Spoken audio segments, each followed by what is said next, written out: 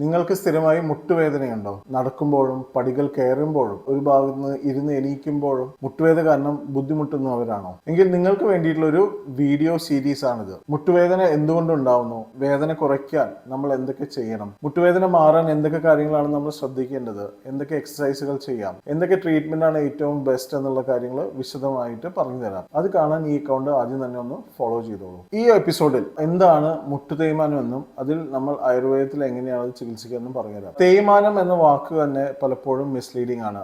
ഒരു മുട്ടിന്റെ തേയ്മാനം എന്ന് പറയുമ്പോൾ നമ്മളെല്ലാവരും വിചാരിക്കുക മുട്ടിന്റെ രണ്ട് എല്ലുകളും തമ്മിൽ ഒരഞ്ഞു തേഞ്ഞു പോയി എന്നാണ്. മുട്ട് തേയ്മാനം എന്നുകൊണ്ട് ഉദ്ദേശിക്കുന്നത് മുട്ടിന്റെ ആ കംപ്ലീറ്റ് ജോയിന്റിൽ വരുന്ന ഡീജനറേഷനെയാണ്. ഡീജനറേഷൻ എന്ന് പറയുമ്പോൾ അത് ബോണിൽ വരാം, ബോണിന്റെ ചുറ്റുമുള്ള കാർട്ടിലേജിൽ വരാം, ലിഗമെന്റ്സിൽ വരാം. ആ ജോയിന്റിനകത്ത് ഫ്ലൂയിഡ് ക്വാളിറ്റിയിലൊക്കെ ഇതിൽ വ്യത്യാസം വരുന്നത് കളക്റ്റീവായിട്ട് അല്ലെങ്കിൽ എല്ലാം കൂടിയാണ് ഈ തേയ്മാനം എന്നുകൊണ്ട് ഉദ്ദേശിക്കുന്നത്. ശരിക്കും തേയ്മാനം സംഭവിക്കുന്നത് നമ്മളുടെ ഈ എല്ലിന്റെ അറ്റത്ത് വരുന്ന കാർട്ടിലേജിനെയാണ്. ഈ കാർട്ടിലേജിന്റെ തേയ്മാനത്തിന് പ്രിവെന്റ് ചെയ്യുന്നത് ഇതിന് ചുറ്റുമുള്ള ഫ്ലൂയിഡ് ആണ്. ഓരോ ജോയിന്റിനകത്തും ഫ്ലൂയിഡ് ഉണ്ട്. ആ ഫ്ലൂയിഡിന്റെ ക്വാളിറ്റി അനുസരിച്ചിട്ടിരിക്കും ആ ജോയിന്റിന്റെ ഉള്ളിലുള്ള കാർട്ടിലേജിന്റെ ഹെൽത്ത്. അപ്പോൾ ആ ഫ്ലൂയിഡിന്റെ ക്വാളിറ്റി പക്ഷെ നിർണ്ണയിക്കുന്നത് നമ്മുടെ ശരീരത്തിലെ മൊത്തമുള്ള ഇൻഫ്ലമേഷൻ ആണ്. മുട്ടിന്റെ അസുഖങ്ങൾ മാറാൻ മുട്ടിനെ മാത്രം ട്രീറ്റ് ചെയ്യുമ്പോൾ പലപ്പോഴും ട്രീറ്റ്മെന്റ് കംപ്ലീറ്റ് ആവാത്തത്. മുട്ടിനുള്ള വേദനയുടെ മെയിൻ കാരണം പരിഹരിക്കുന്നതോടൊപ്പം തന്നെ നമ്മളുടെ ബോഡിയിലുള്ള ഇൻഫ്ലമേഷൻ കുറയ്ക്കാനുള്ള കാര്യങ്ങളും അതിനോടൊപ്പം ചെയ്യണം. എല്ലാവർക്കും ജനറലി ആയിട്ടൊരു സംശയമുണ്ട്, ഈ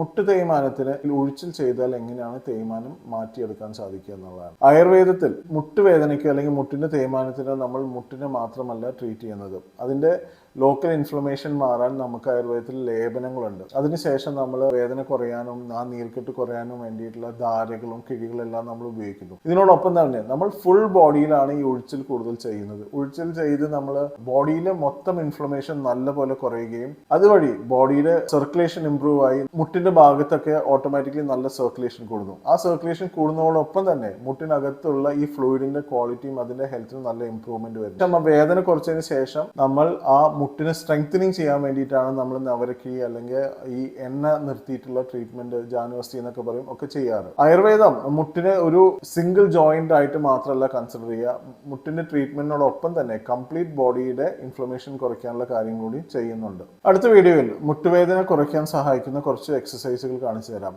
അത് കാണാൻ ഈ അക്കൗണ്ട് എന്തായാലും ഫോളോ ചെയ്തോളൂ. മുട്ടുവേദനയെ കുറിച്ചിട്ടുള്ള നിങ്ങൾക്ക് എന്തെങ്കിലും സംശയമുണ്ടെങ്കിൽ നിങ്ങൾ കമന്റ് ചെയ്യൂ. അതിനെല്ലാം ഞാൻ മറുപടി തരുന്നതാണ്. നിങ്ങളുടെ പരിചയത്തിൽ ആരെങ്കിലും മുട്ടുവേദനയായി ബുദ്ധിമുട്ടുന്നുണ്ടെങ്കിൽ അവരുടെ അറിവിലേക്ക് ഈ വീഡിയോ ഒന്ന് ഷെയർ ചെയ്തോളൂ.